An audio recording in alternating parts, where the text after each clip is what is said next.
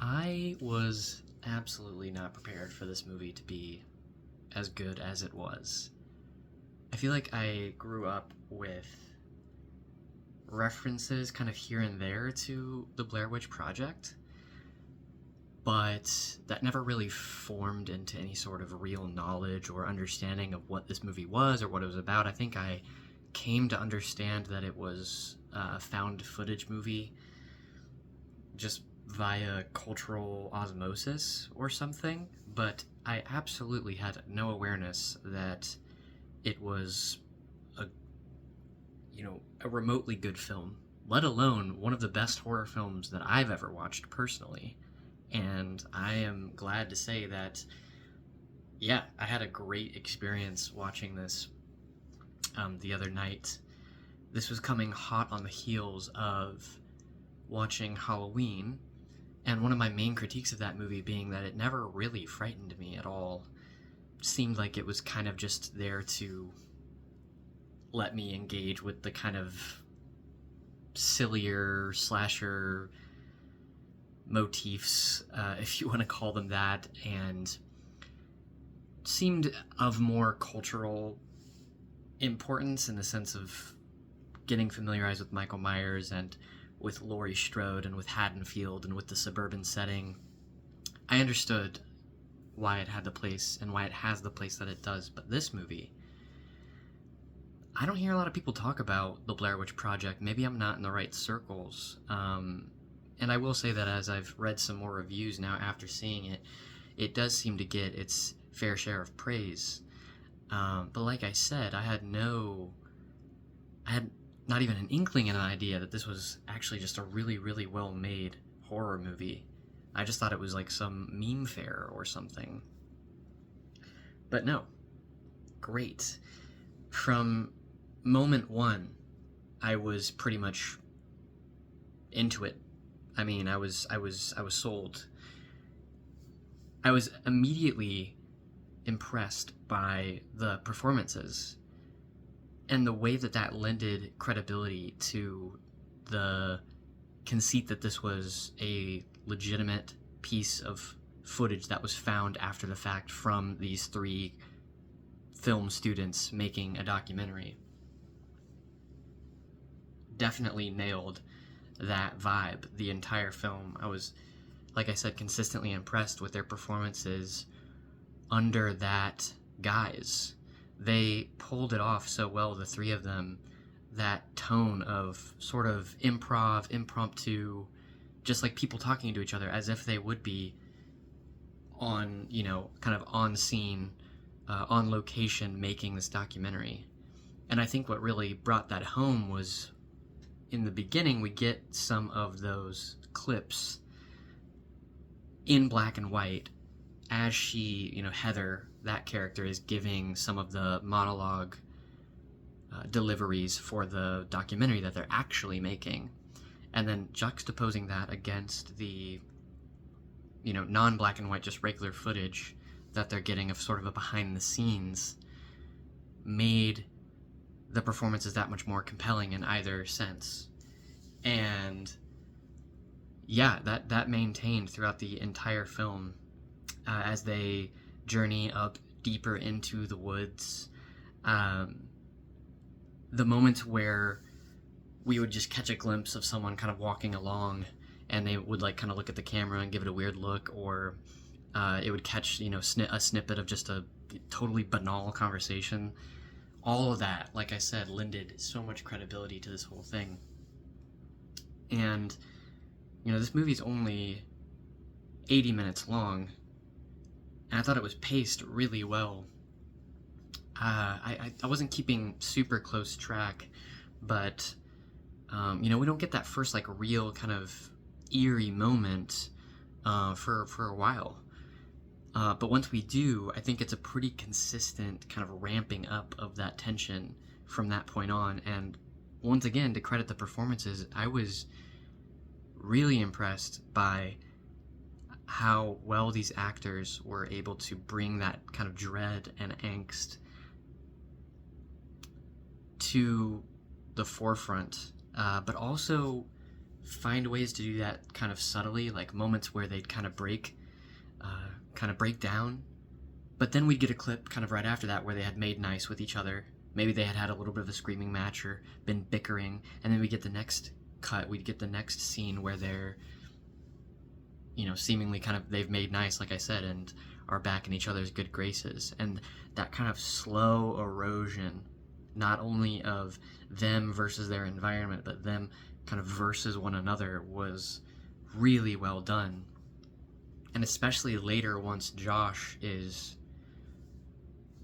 seemingly abducted and done away with, the way that the two of them, Michael and Heather, were kind of coming together and almost bonding through this intensely traumatic experience, I also thought lended some legitimate pathos to a story like this, which is not a given. I think a lot of horror films get very preoccupied with the thrills and the haunts and things like that, and maybe they ought to, but a lot of times they don't really inject a lot of character, right? They don't inject a sense of development in the characters that we see on screen. And that was not at all an issue here, because I just felt like these were real people. And I came to learn, reading more about this movie, that they improv'd most of this film. I mean, they were given rough outlines, but the directors kind of just put them out in the woods. They had been teaching them how to take the footage, record audio, all that type of stuff, and then they just kind of put them out there and let them do their thing. And obviously, if you read about it, there's a lot of really terrible things that happened with these actors. Specifically, I'm mostly aware of what happened to them after the fact, where they were pretty much removed from many of the earnings that this movie gained, which was not a small amount. It really took off, and those actors saw hardly any of that. They've had to have some lawsuits done. They got a little bit of money out of that, but still nowhere near what they ought to have been paid for a job like this and for the success that this movie saw. Anyway, the thing that really works in this movie's favor is that being lost in the woods is an inherently terrifying thing, terrifying circumstance. And so even if we didn't have these dark forces, this Blair Witch haunting this locale, it would already be a horrifying experience, being lost like that. And sure, there becomes a question of how interlinked is their being lost with the witch and the forces at play, because it does seem like there's something barring them from being able to get out of this wooded area, right, from the forest. There's a couple sequences where they've been walking for the entire day and they end up right back where they started, which is possible. You can walk in circles in the woods, but they have a compass, they have a map. Well, I guess they lose the map at some point, but they have a compass that we have no reason to believe isn't working. So it does seem like there's other forces at play that are making it not possible for them to escape. But that said, even, like I said, just the pure fact of being lost in the woods is enough. So then you add to that this framework of the legend of this witch, and especially once we start getting more of those scares later on in the film, those distant sounds, the rock piles, the signs hanging in the trees, it just adds to an already very tense and very harrowing situation. And that really meets its climax and consummation, if you will, in that final scene where they reach that abandoned house. I thought that was great. I read some other reviews where people were kind of disappointed with how it ended and almost felt like it was anticlimactic, but that was not what I came away with at all. I think it was pretty much a perfect ending for the type of film that we were getting up to that point. And I love that nothing really was revealed, even by the end, right? We never saw anything. All we had was sounds and our own imaginations. And that's another thing that I loved, was the fact that it was shot on, lower grade tech. meant that there's a lot of noise on the screen, static. Every little fragment of the image becomes just like pregnant with potential horrors. And so my eyes were glued to the screen pretty much the entire film, even when nothing was happening, because of the way that it set up that mood and just aesthetic quality. And nowhere was this more apparent than in that shot. That's probably the most famous shot in the film, where Heather is recording kind of an apology, and she is crying. The light is just flooding her face. But the way that they chose to frame that shot, and I'm really proud seems like a weird word, but a lot of kudos to Heather in that moment. I assume she's the one holding the camera. The way she chooses to frame her face, where she's kind of in the corner and we have all of this space that's just darkness, because she's recording this at night. And so you have this like horrifying image of her tear-stained face as she's crying and saying how much of this she feels is her fault, and that she's so sorry to not only her parents, but Mike and Josh's parents as well. So you have this real moment of pathos and real moment of terror. Meanwhile, I am stuck looking at just all this granular blackness that's to her side, right? There's almost as much purchase given to that as there is to her face.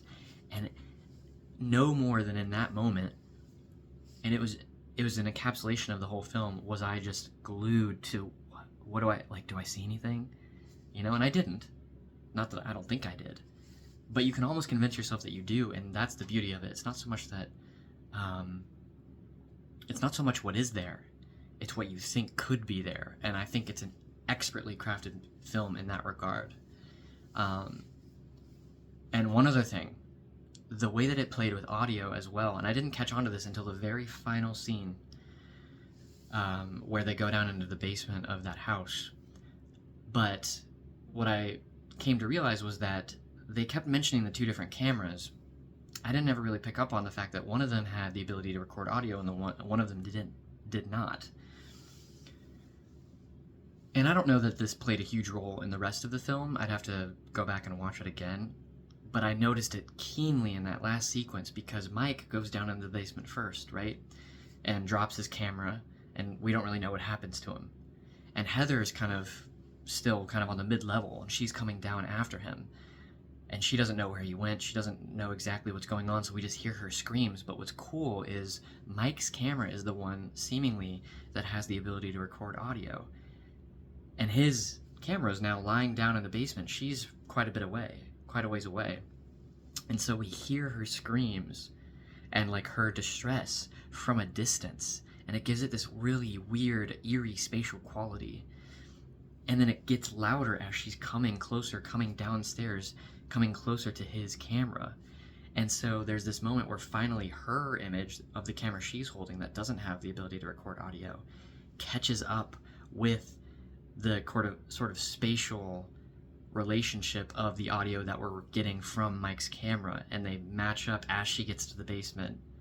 And of course then her camera falls. Well, first, not before she sees Mike standing in the corner, which was an awesome callback all the way back to the beginning when they were getting some of the footage of the townspeople. One of the old man, I think it was the old man, or no, it might have been the younger dude that they interviewed. I don't know which one, but one of them said, yeah, there was a man who had taken these children to his house, and in the basement of his house, he had murdered all of them. But what he would do is he would take them down, I think, by twos, and he would have one of them stand in one corner and one of them stand in the other, and he would slaughter the one and then kill the other, because he couldn't handle their eyes looking at him while he did this terrible thing. And so that was an hour ago by the point we see it, more than an hour ago by the point we see it happen in real time in this basement where Mike is standing in the corner, and ostensibly she goes, is brought to the corner by whatever power, and both of them are killed. really, really excellent. That's why I don't really understand the complaints with that ending. I think it's an excellent ending, and I'm glad that we didn't see anything. It's all to speculate. Uh, so yeah, I mean, I have nothing really negative to say about this movie. Maybe some of the argument sections were a bit bloated or a bit just too over the top, maybe. But even then, I think most of that really worked in the movie's favor, and yeah, I'm pretty over the moon with this. I can tell it's going to be a total favorite of mine, and one that I might try to come back to every now and then and just remind myself of what a horror movie can do when it's working on all fronts.